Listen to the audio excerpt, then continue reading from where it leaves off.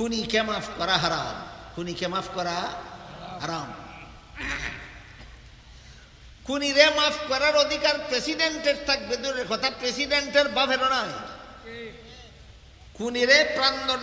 খুনির প্রাণদণ্ড মাফ করে দেওয়ার অধিকার প্রেসিডেন্টের থাকবে, দূরের কথা ইসলামী আইনে প্রেসিডেন্টের বাপেরও নাই, বিচারকের বাপেরও ক্ষমতা নাই খুনিরে মাফ করে দেওয়ার। তার কারণ কি? আল্লাহ পাক রব্বুল আলামিন বলেন, কারণ হইল একটা খুনিরে যদি খালাস দিয়ে দেওয়া হয় আরো 100টা খুনি এই দেশে জন্ম হবে।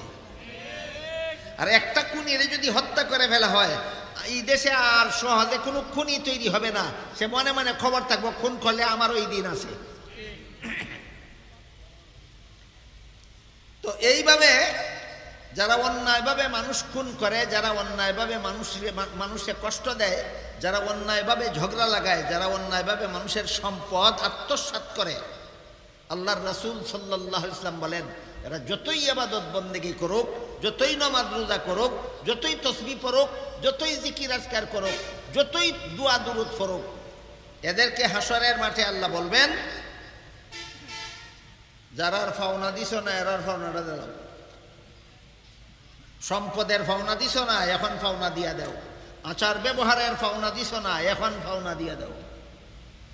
কইব আল্লাহ এখন তো আর এই ফাওনা দেওয়ার সুযোগ নাই।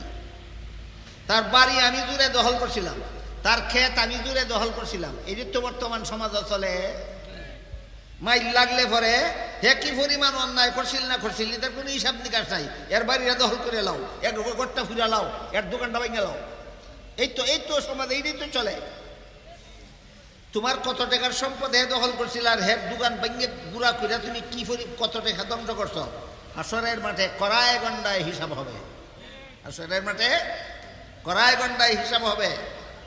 জালিম হাজ্জাজ ইবনে ইউসুফের ঘটনা একটু আগে কইছি, মনে আছে আপনারা?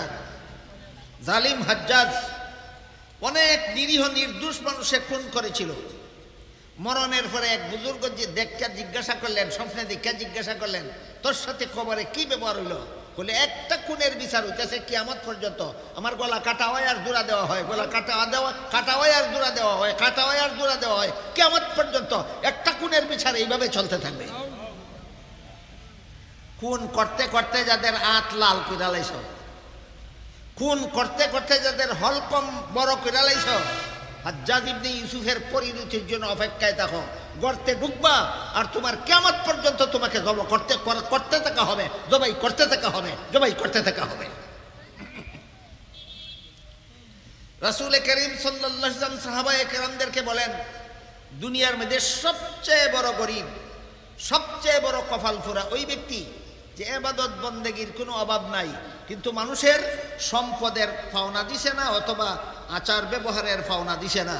আল্লাহ বলবেন এখন তার পাওনা পরিশোধ করো। এখন তো পাওনা পরিশোধ করার সুযোগ নাই। আল্লাহ তখন বলবেন তোর যদি হাসরের মাঠে তোর পাওনাদারের পাওনা পরিশোধ করার সুযোগ না থাকে তাইলে তোর আমল নামার সওয়াব তারে দে, তোর আমল নামার সওয়াব তারে দে।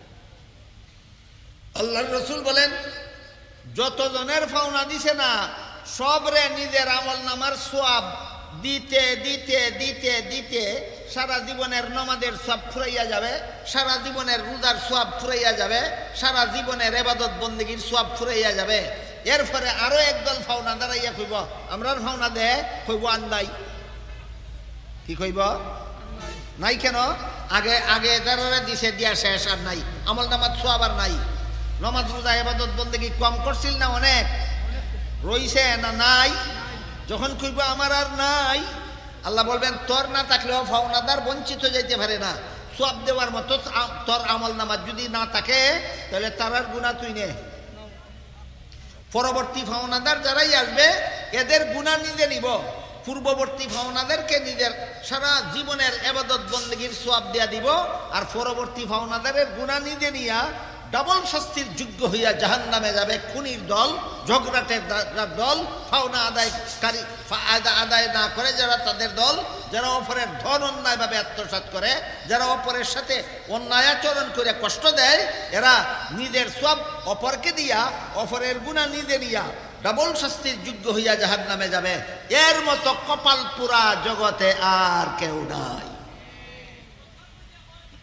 বুঝে থাকলে এবার বলেন নামাজ রোজা ইবাদত বন্দেগী করলেই এটার সব বুক করন যাইব না মানুষের পাওনা দেওয়ান লাগবো?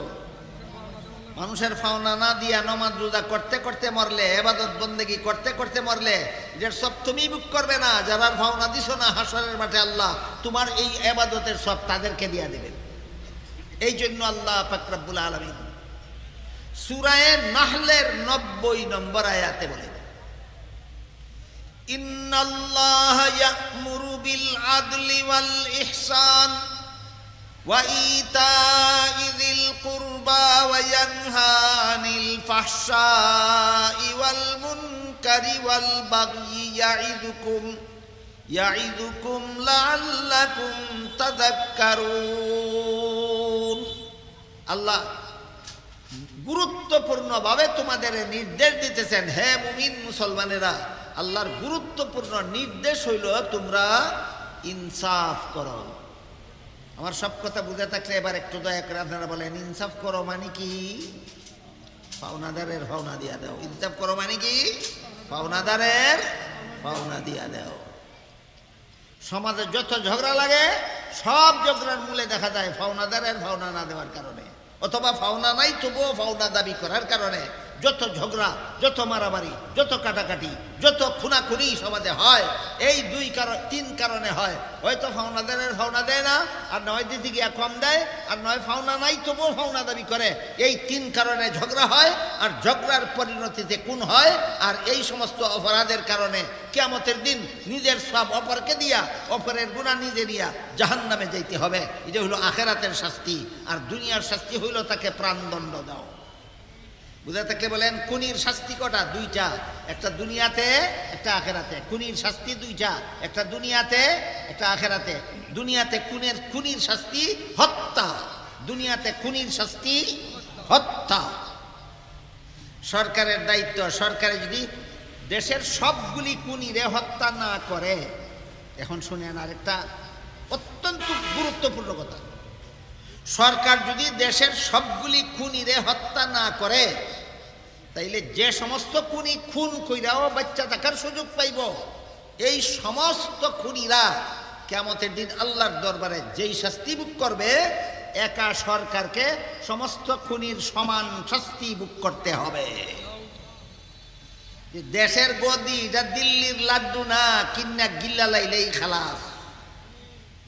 দেশের গদি দখল করার দিল্লির লাড্ডু না, কিন্না গিল্লা লাইলেই খালাস। হাদিস শরীফে রাসূল করিম সাল্লাল্লাহু আলাইহি ওয়াসাল্লাম বলেন, তোমাদের প্রত্যেকেই দায়িত্বশীল। হাসরের দিন প্রত্যেক দায়িত্বশীলকে আপন আপন দায়িত্ব সম্পর্কে জবাব দিতে হবে। কে কার দায়িত্বশীল রাসূল ব্যাখ্যা করে বলছেন, আমি সংক্ষেপে কই। রাসূল বলেন, তোমার অধীনে যদি কোনো লোক না থাকে, তোমার অধীনে যদি চাকর চাকরানি না থাকে, তোমার অধীনে যদি কর্মচারী না থাকে, তোমার অধীনে যদি বউ বাচ্চা না থাকে, তোমার 3.5 হাত বডির জন্য তুমি দায়িত্বশীল। 3.5 হাত বডির কোন অঙ্গের দ্বারা কোন অপরাধ করেছ, হাসরের মাঠে আল্লাহর আদালতে আসামির কাঠগড়ায় দাঁড়িয়ে জবাবদিহি করতে হবে। আর যদি তোমার বউ বাচ্চা থাকে, তুমি একা নামাজি হইল না, ওইলে জাহান্নাম থেকে নাজাত পাবে না। তোমার বউরে নামাজি বানাইছিলা কিনা, এই জবাব আল্লাহর কাছে দিতে হবে।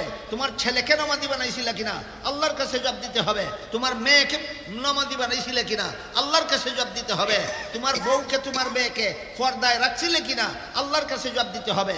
সুতরাং পরিবারের কর্তা পরিবারের সমস্ত সদস্যদের ব্যাপারে দায়িত্বশীল, সমাজের নেতা সমাজের সমস্ত লোকের ব্যাপারে দায়িত্বশীল। রাসূল বলেন, দেশের নেতা, দেশের শাসনকর্তা সমস্ত দেশবাসীর জন্য আল্লাহর কাছে জবাব দিতে হবে।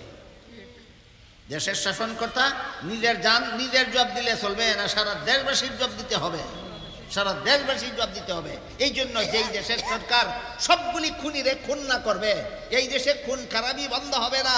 দুনিয়ার বিচারটা করছো না, পরকালে খুনির আর এক বিচার, তোমার লক্ষ্য বিচার। এক খুনির বিচার হবে, এক খুনের বিচার হবে হাসরের মাঠে। আর সরকারের বিচার হইব যতগুলি খুনিরে হত্যা করছে না, সবগুলি খুনির যে পরিমাণ শাস্তি হাসরের মাঠে একা সরকারের বহন করতে হবে সেই পরিমাণ শাস্তি। আমার কথাগুলি আগাগোড়া বুঝে থাকলে বলুন, শুধুমাত্র আজকে আল্লাহ যে বলছেন সূরা নাহলের 90 নম্বর আয়াতে, তোমরা ইনসাফ করো, ফাওনাদারের ফাওনা দাও। একটা ফাওনার আলোচনা শুধু করলাম, একটা পাওনার আলোচনা শুরু করলাম, সম্পদের পাওনা আর ব্যবহারের পাওনা। সম্পদের পাওনা আর ব্যবহারের পাওনা, একটা মাত্র পাওনা যদি আমরা বুঝে থাকি, বুঝে থাকলে বলেন এই পাওনা দিলে জাহান্নাম থেকে নাজাত পাওয়া যাবে না, না দিলে দিলে আল্লাহ আপনাদের আমাদের সবাইকে, সকলের সমাজের সর্বলোকের সম্পদের পাওনা এবং ব্যবহারের পাওনা দিয়া পরকালে জাহান্নাম থেকে মুক্তি লাভ করার তৌফিক দান করুন।